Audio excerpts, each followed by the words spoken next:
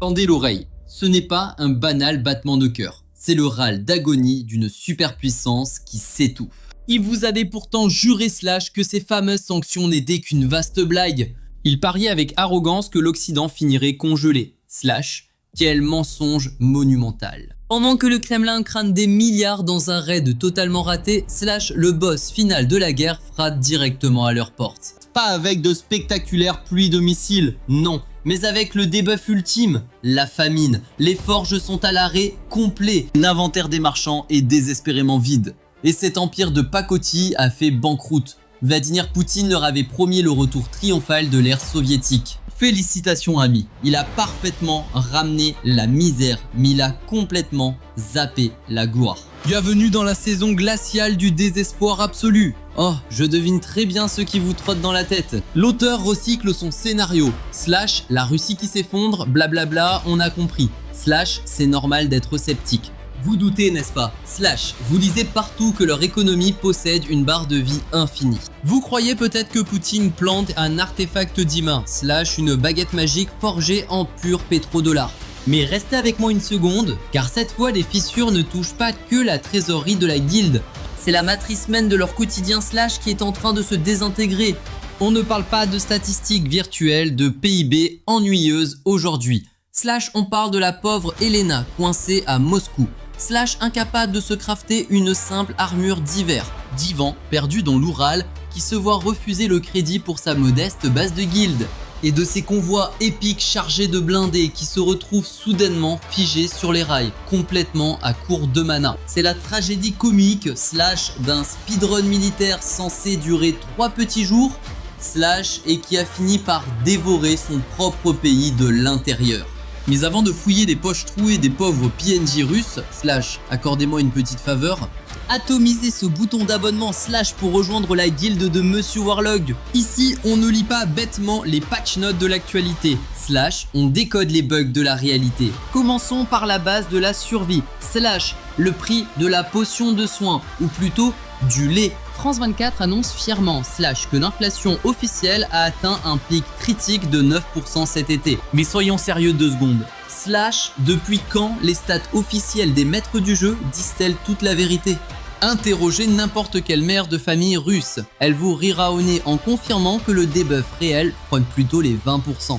Le Kiev Post vient de lâcher une statistique terrifiante. Slash, un chiffre qui devrait faire trembler le Kremlin bien plus qu'une nuée de drones. Les ventes d'items de survie basiques comme le lait, le porc ou le riz ont chuté de 8 à 10% en septembre. Réalisez un peu la dinguerie. Slash, ces joueurs ne font pas l'impasse sur des skins légendaires ou des vacances de luxe. Ils arrêtent d'acheter du foutu riz. Quand tout un peuple cesse de consommer de la nourriture de base, ce n'est plus se serrer la ceinture.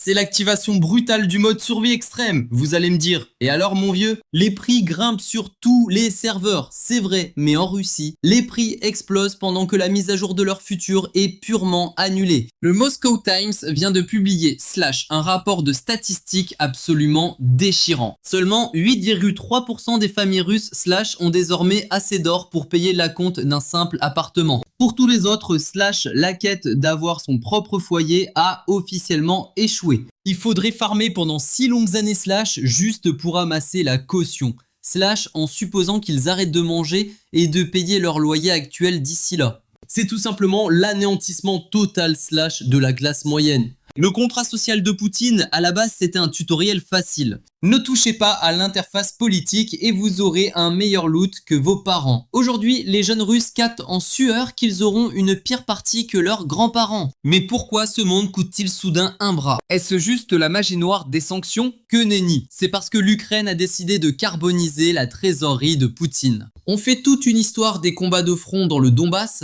mais la vraie guerre de l'or se joue au cœur même des terres russes.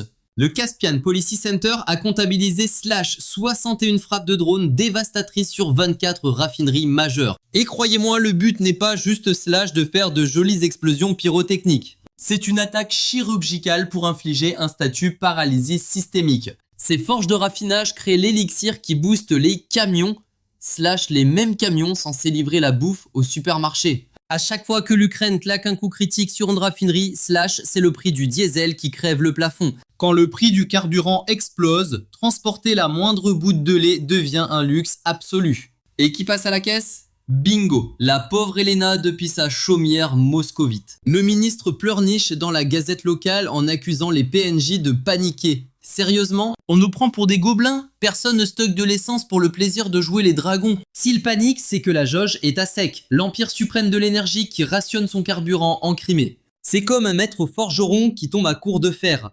Une humiliation publique de rang S. Mais ouvrez grand vos oreilles car voici le détail fatal que tous les noobs ratent. Imaginez un territoire immense, un boss de fin, mais sans aucun système de téléportation ou de train. Injouable, non ? Les éclaireurs de The Insider viennent de lâcher un rapport au titre purement apocalyptique. Déraillement imminent, le chargement des convois impériaux a chuté de 7%. Bilan des quêtes, 60 millions de tonnes de loot, charbon, acier et bois de craft prennent stupidement la poussière. 600 000 wagons dorment sur les rails comme des golems désactivés. Mais pourquoi ce bug ? Parce que les roulements magiques qui faisaient tourner tout ça venaient des royaumes de Suède et d'Amérique. Maintenant, c'est rupture de stock ou contrefaçon claquée au sol. Bienvenue dans l'effondrement invisible de l'Empire. Pas de train, pas d'usine en marche et quand la forge s'éteint, les villageois se font bannir du serveur. Mais attendez, je vous entends hurler. L'oracle du FMI n'a-t-il pas prédit une hausse du PIB ? Ah, l'illusion absolue des statistiques. Laissez-moi vous poser une simple colle. Si je vous donne 1 million de pièces d'or pour creuser un cratère et le reboucher illico, ça crée de la richesse ? Techniquement, oui, vos stats de PIB gonflent, mais en vrai, c'est aussi inutile qu'une épée en mousse. Et bim, c'est exactement le statut actuel de l'économie russe, un gigantesque trompe-l'œil. Les érudits de la recherche stratégique avouent eux-mêmes que la croissance s'est écrasée à 0,6% au troisième trimestre. Une croissance dopée par des blindés qui se font one-shot en Ukraine. C'est de la pure nécromancie économique. Pendant ce temps, l'artisanat civil, vous savez, les vêtements, les montures et les meubles, est plongé dans un coma profond. Les scribes de Moscou annoncent que la guilde des bûcherons, autrefois reine des exports, encaisse un malus de 20 à 30%. En 2026, la raison, leurs caravanes marchandes sont désormais bannies des terres européennes. Et l'Empire du Milieu exige des prix cassés. Alors pour ceux qui pleurent que les malédictions économiques ne marchent pas, jetons un œil au coffre-fort. La charte 97 confirme que les trésors pétroliers et gaziers, la potion de vie du Kremlin ont subi un coup critique de 34%. Les sorts de sanctions américains font atrocement mal. La flotte fantôme se fait traquer comme des monstres de bas niveau tel qu'on l'a vu dans le dernier épisode. Le boss final brûle ses réserves de mana. Le fameux fonds de richesse nationale fond comme neige au soleil. Alors, que fait un souverain désespéré quand son inventaire d'or est vide ? Il vous raquette. Les médias d'United 24 annoncent que le conseil prépare une taxe maudite sur la technologie. Un malus sur les artefacts électroniques et une hausse de la TVA. Du coup, non seulement le téléphone magique est hors de prix, mais la couronne va presque vous taxer un bras juste pour oser en regarder un dans la vitrine. Il tente de traire un golem de pierre, mais le prix le plus exorbitant ne se compte pas en roubles. Il se paie en âme humaine. L'expert Ariel Cohen de la guilde Forbes pointe du doigt un chiffre vertigineux. L'Empire enrôle 29 000 soldats chaque mois pour la ligne de front. Imaginez un peu l'onde de choc économique. Rien que ça. C'est 29 000 villageois, fermiers et employés arrachés à leur poste. Chaque satané mois, ça représente 350 000 hommes valides par an, effacés du système économique et jetés dans les tranchées. Une véritable famine de main-d'œuvre s'installe. Les forges boostent les salaires juste pour recruter la moindre âme qui vive, ce qui fait exploser la jauge d'inflation. La banque centrale riposte en montant ses taux, achevant du même coup les petites deals de marchandes. Une spirale de la mort parfaite, et je ne vous parle même pas du coup pour la faction royale. Les chroniques de Moscou révèlent que les frais de personnel ont atteint le record de 25,6 milliards de dollars. Et ça uniquement sur la première moitié de l'année. Le game over approche à grands pas. Le grand maître ruine le royaume. Tout ça pour financer une armée incapable de conquérir la moindre citadelle depuis plus d'1 an. Et comment son illustre conseil réagit-il face à ce désastre monumental ? Avec un aveuglement total bien évidemment. Igor Sechin, le seigneur du pétrole et bras droit du chef, a même osé affirmer que ces sanctions allaient provoquer l'effondrement total de l'Occident. Ça mourir de rire, vous ne trouvez pas ? Imaginez un instant un fou dont le château est englouti par les flammes, qui se moque de son voisin parce que son gazon est un peu sec. C'est le sommet absolu de l'illusion psychologique. Ils tentent de laver le cerveau de leurs citoyens en leur jurant que tout le monde coule avec eux et que leurs ennemis souffrent tout autant. Mais le villageois ordinaire qui voit le prix exorbitant des œufs au marché a déjà percé l'illusion à jour. Ils savent très bien que pendant que ce seigneur parade sur son navire de luxe, ce sont eux qui doivent choisir entre se chauffer ou se nourrir cet hiver. Et soudain, au beau milieu de ces ruines fumantes, un murmure de paix commence à résonner. Mais ne tombez surtout pas dans leur piège grossier. Les éclaireurs de Radio Europe Libre rapportent que la capitale feint l'envie de négocier. Mais pourquoi maintenant? Un soudain élan de bonté?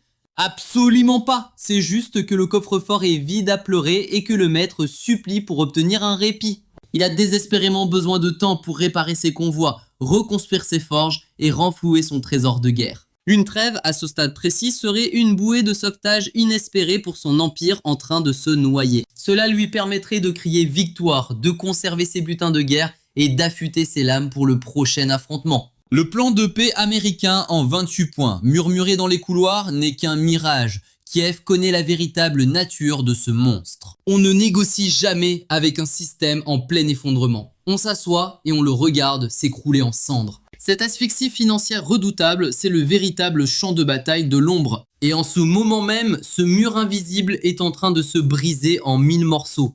Nous avons beaucoup parlé de l'or noir et des forteresses roulantes, mais il y a une autre victime de cette guerre qui se vide de son sang dans un silence glacial. L'immense empire forestier du royaume, c'est un récit que presque personne ne raconte mais qui dévoile l'abîme insondable de leur isolement. D'après des chroniques du Moscow Times qui citent le sous-ministre des guildes, Mikhail Yurin, ce secteur s'apprête à subir une chute cataclysmique de 30% de sa production d'ici 2026. Pourquoi est-ce si crucial? Parce que ce bois majestueux était leur plus grand trésor marchand vers le continent européen. Les arbres de ces terres ont bâti des demeures en Finlande, sculpté des meubles en Suède et tissé du papier en Allemagne. Mais la barrière des sanctions s'est abattue violemment, scellant ses portes à tout jamais. Désormais, ils supplient l'Empire du Milieu d'acheter leurs ressources. Mais voilà le piège mortel. La Chine sent l'odeur du désespoir à des kilomètres. Les marchands chinois exigent donc des prix tellement dérisoires qu'ils couvrent à peine l'effort de balancer un coup de hache. Le résultat de cette extorsion? Les légendaires bûcherons de Sibérie se font balayer par la faillite. Les Sirimitis de Carélie éteignent leurs machines, vaincus par la misère. Des villages entiers qui survivaient grâce à cet or vert se transforment peu à peu en cités fantômes. Le chef suprême a sacrifié une alliance en or massif avec l'Europe contre un pacte de dupes avec un prédateur. Et c'est sa propre terre qui paie le prix du sang. Mais attendez un peu, si les forges ferment et que le bois pourrit sur place, comment le palais paie-t-il encore ses mercenaires? La vérité donnerait des sueurs froides aux plus vaillants des trésoriers. Il est littéralement en train de réduire en cendres l'héritage de ses ancêtres. Le Kiev Post hurle que le palais brade frénétiquement les dernières reliques de son précieux fonds de richesse nationale. Ce trésor sacré devait être le bouclier des générations futures, garantissant leurs vieux jours et la prospérité du royaume. Au lieu de ça, il est purement et simplement pulvérisé. Tout ça pour acheter de pathétiques boulets de canon. Ils balancent leur or par les fenêtres. Ils liquident leurs réserves de yuan comme des marchands aux abois. Et comme la panique aveugle les domine, ils se font plumer sur les taux de change à chaque fichue transaction. Le gouffre financier a englouti 1,7% de leur richesse rien qu'en octobre et fonce droit vers les 3% avant la fin de l'année. Pour colmater ce cratère béant, le ministère des Finances tente un rituel de magie noire en désespoir de cause. Ils s'endettent directement dans la monnaie étrangère des Chinois. Imaginez un peu l'humiliation suprême d'une telle déchéance. La Russie, cette prétendue guilde de rang S, en est réduite à mendier la monnaie du serveur chinois à ses propres citoyens, car son rouble ne vaut même plus un vieux bout de cuivre. C'est littéralement l'équivalent financier de brandir un drapeau blanc géant avec écrit « fin de partie » dessus. Mais attendez une seconde, leur barre de mana financier n'est pas la seule à clignoter dangereusement dans le rouge. La pénurie la plus critique du royaume, la chair à canon. On parlait de faire apparaître 29 000 recrues par mois, mais d'où sortent-ils ces figurants exactement? Le grand boss a déjà raclé le fond des donjons les plus obscurs, recrutant la moindre petite frappe emprisonnée. Il a carrément siphonné jusqu'au dernier villageois des zones de départ oubliées de Bouriati. Et maintenant, place au trafic de joueurs interserveurs. Le réseau d'information a débusqué une magouille digne des pires guildes noires. L'Empire appâte de jeunes aventuriers d'Inde, du Népal et de Cuba avec de fausses quêtes promettant de l'or facile et des postes de garde pacifiques. Mais sitôt la frontière franchie, paf, confiscation des passeports et comptes verrouillés. On leur colle un fusil de niveau 1 dans les mains et on les balance direct dans le hachoir à viande du raid de Pokrovsk. Oubliez la classe prestigieuse de Légion étrangère, c'est juste une pitoyable armée de sbires enchaînés. Le gouvernement indien a officiellement hurlé à la triche pendant que les familles népalaises supplient le ciel pour qu'on leur rende leur fils. Ce scénario catastrophique révèle au grand jour une vérité absolument brutale. Le chef suprême sait que sacrifier 29 000 joueurs locaux par mois ferait chuter sa jauge de popularité, alors il sous-traite carrément le fauchage d'âme. Il claque ses derniers crédits pour acheter des vies étrangères, juste pour éviter le démantèlement de son propre trône. Sauf que ces mercenaires de niveau 1, avec un malus de motivation maximum, font de sacrés boulets sur le champ de bataille. Ils se font balayer par vagues entières, souvent sans même avoir débloqué la compétence pour comprendre les ordres hurlés en russe. C'est un vulgaire patch temporaire et cynique pour masquer un effondrement démographique impossible à corriger. Alors, c'est quoi la fin de cet arc narratif? La Russie entame sa 4e saison d'hiver et la jauge d'endurance est à sec. La durabilité des équipements est à 0 et les personnages non joueurs sont au bord de l'épuisement total. L'antagoniste mise tout son butin sur une seule attaque, que vous, l'Alliance de l'Ouest, fassiez un abandon de rage avant nuit. Il espère que les boucliers ukrainiens céderont avant que sa trésorerie ne tombe en négatif. Mais si on scrute bien ses statistiques, le réseau de transport est complètement à l'arrêt. Le marché immobilier est un désert absolu et les raffineries crachent des flammes de destruction.